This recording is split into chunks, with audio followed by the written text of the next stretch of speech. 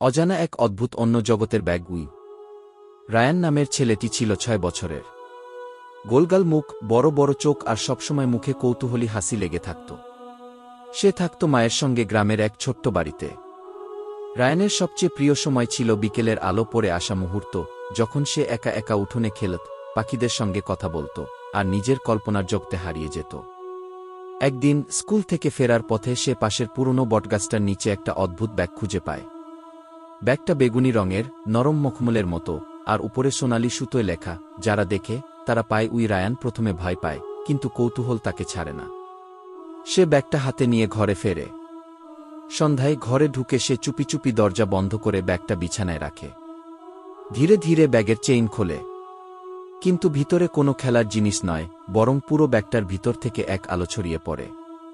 হঠাৎই এক ঝলকায় সে দেখতে পায় ব্যাগের ভিতর আরেকটা জগৎ, যেখানে আকাশ সবুজ, গাছগুলো রঙিন তুলোর মতো, আর ছোট ছোট পরীরা উড়ে বেড়াচ্ছে। রায়ান অবাক হয়ে ব্যাগটার ভিতরে হাত ঢোকায়।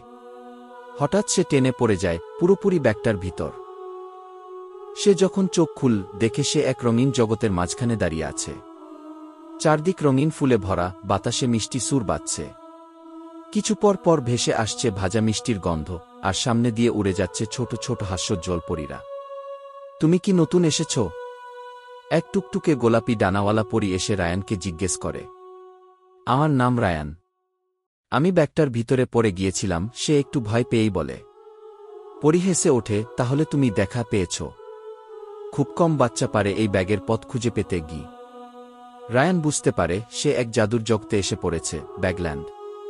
এই জগৎ ছিল শুধুমাত্র বাচ্চাদের জন্য, যারা সত্যিকারের কল্পনা করে, যারা স্বপ্ন দেখে এবং ভয় পায় না।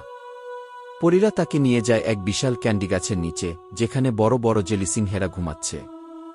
সেখানে তাকে পরিচয় করিয়ে দেওয়া হয় পাফি নামের এক মিষ্টি পান্ডার সঙ্গে, যে রায়ানের গাইড হবে এই জগতে। পাফি বলল, তুমি চাইলে আজকের রাতটা আমাদের রাজ্যে থাকতে পারো, কিন্তু সাবধান, যদি ভুল পথে যাও তাহলে ব্যাগের দরজা হারিয়ে ফেলতে পারো। রায়ান আনন্দে চিৎকার করে ওঠে। সে কখনো ক্যান্ডির উপরে চড়েনি বা মেঘের মতো ভেসে বেড়ায়নি।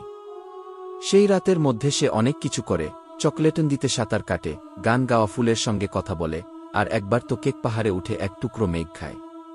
কিন্তু ঠিক মাঝরাতে সে একটা অদ্ভুত শব্দ শুনতে পায়। Tick tick tick. কি সে দেখে এক ঘড়ির আকারের প্রাণী হাঁটছে আর বলছে, সময় শেষ হচ্ছে, ফিরে যাও। পাফি হঠাৎ করে গম্ভীর হয়ে যায়। রায়ান, তুমি যদি এখনই ব্যাগের দরজা না খুঁজে পাও, তাহলে সকালে আর ফিরতে পারবে না। রায়ান ভয় পায়, কিন্তু তখনও সে ব্যাগের পথ খুঁজে পায়নি। তখন পরীরা এসে বলে, তুমি ব্যাগে যেভাবে এসেছ সেভাবেই ফিরে যেতে হবে। মনে করো তুমি কিভাবে অনুভব করেছিলে ব্যাগের কাছে দাঁড়িয়ে। রায়ান চোখ বন্ধ করে ভাবে, স্কুল থেকে ফেরার সময় বটগাছ, আর সেই কৌতূহলী অনুভব। হঠাৎই এক আলো এসে তাকে ঘিরে ফেলে। সে চোখ খুলে দেখে সে আবার নিজের বিছানায়। ব্যাগটা ঠিক পাশে পড়ে আছে, আর তার মা দরজায় দাঁড়িয়ে বলছে, রায়ান উঠো, স্কুলে যেতে হবে। রায়ান ব্যাগটা খুলে দেখে ভিতরে এখন শুধু এক টুকরো ক্যান্ডি আর ছোট একটা চিরকুট। ধন্যবাদ, দেখা পেয়েছিলে। আবার এসো। পাফি ও বন্ধুরা উই। রায়ান মুচকি হাসে। মা কিছু টের পাননি, কিন্তু সে জানে একদিন আবার সে সেই ব্যাগের ভিতরে যাবে, আরও নতুন বন্ধু আর কল্পনার দেশে।